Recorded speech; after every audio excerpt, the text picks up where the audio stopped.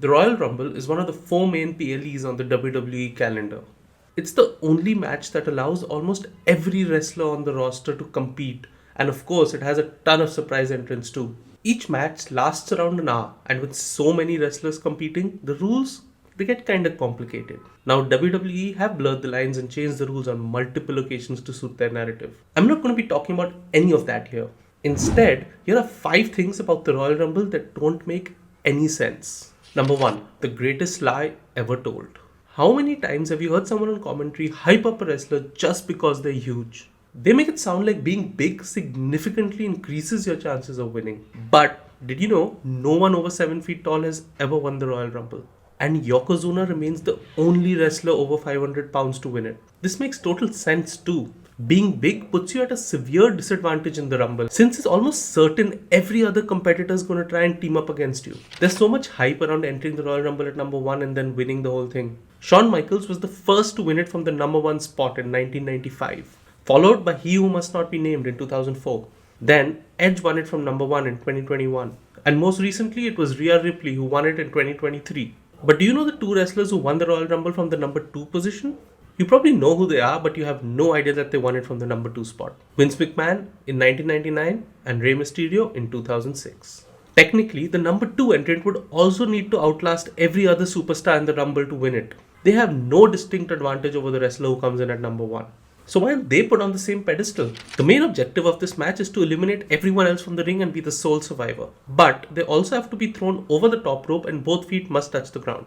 This makes me wonder though, why don't more wrestlers just pull a hornswoggle and spend a majority of the match under the ring? There have been occasions when this has happened before. Like when Stone Cold and Vince fought outside the ring not once but twice in the same Royal Rumble match in 1999. The Rock got pulled out by The Undertaker in 2001 and then re-entered the match.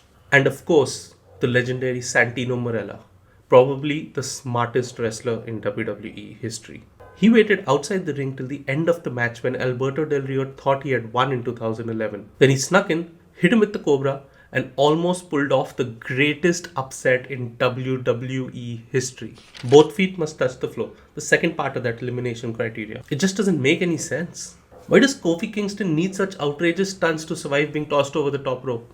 All he needs to do is just stand on one leg. The most popular instance of someone actually doing this was back in 1995 when Shawn Michaels was dangling precariously from the ropes and one of his feet hit the ground. Since then, it's been a staple mention on commentary for almost every single Royal Rumble. Why don't more wrestlers try this? Okay, maybe the good guys won't, but what about the heels? The ones happy to cheat to win. Why don't they use this loophole to their advantage more often? Or alternatively, why don't WWE just change this rule?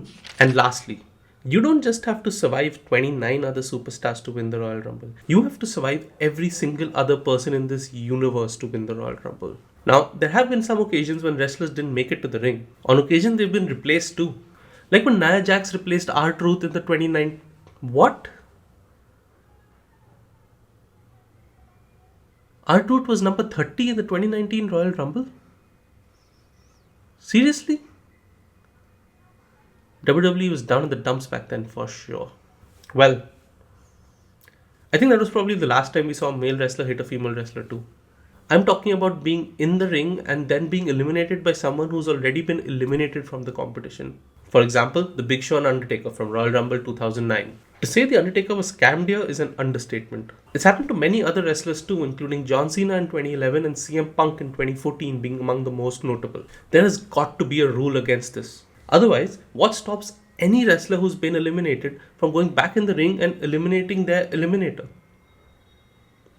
Yeah. If you like this and want more of my videos to show up in your recommendations, consider subscribing.